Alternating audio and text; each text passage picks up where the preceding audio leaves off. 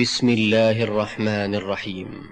وما أرسلنا قبلك إلا رجالا نوحي إليهم فاسألوا أهل الذكر إن كنتم لا تعلمون.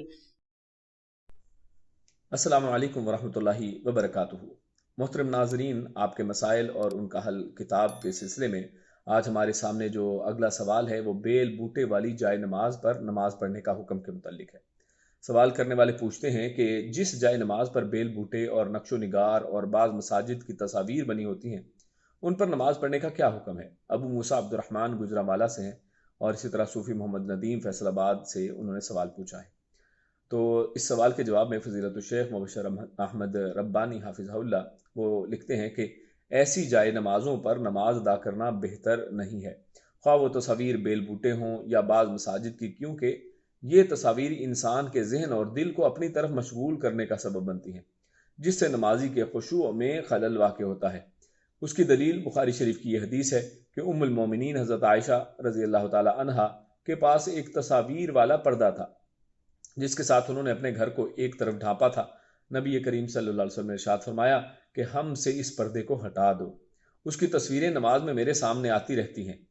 بخاری کتاب الصلاۃ۔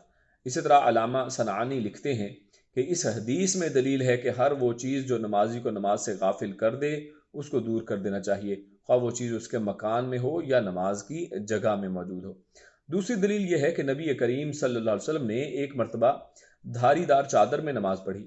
نماز میں اس چادر کی دھاریوں کی طرف ایک نظر دیکھا۔ جب نماز سے فارغ ہوئے تو فرمایا، میری یہ چادر ابو جہم کے پاس لے جاؤ اور اس سے ایک سادہ چادر لے آؤ، اس چادر نے تو مجھے میری نماز سے غافل کر دیا۔ صحیح بخاری کتاب الصلاۃ۔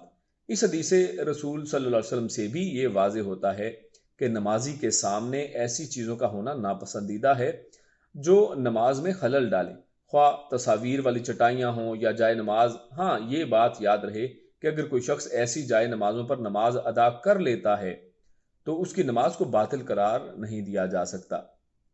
تو اسی پر اس سوال کا جواب ختم ہوتا ہے۔ انشاءاللہ اگلی نشست میں آپ کے سامنے ایک نئے سوال اور اس کے جواب کے ساتھ حاضر ہوں گے۔ تب تک کے لیے اجازت دیجیے۔ السلام علیکم ورحمۃ اللہ وبرکاتہ۔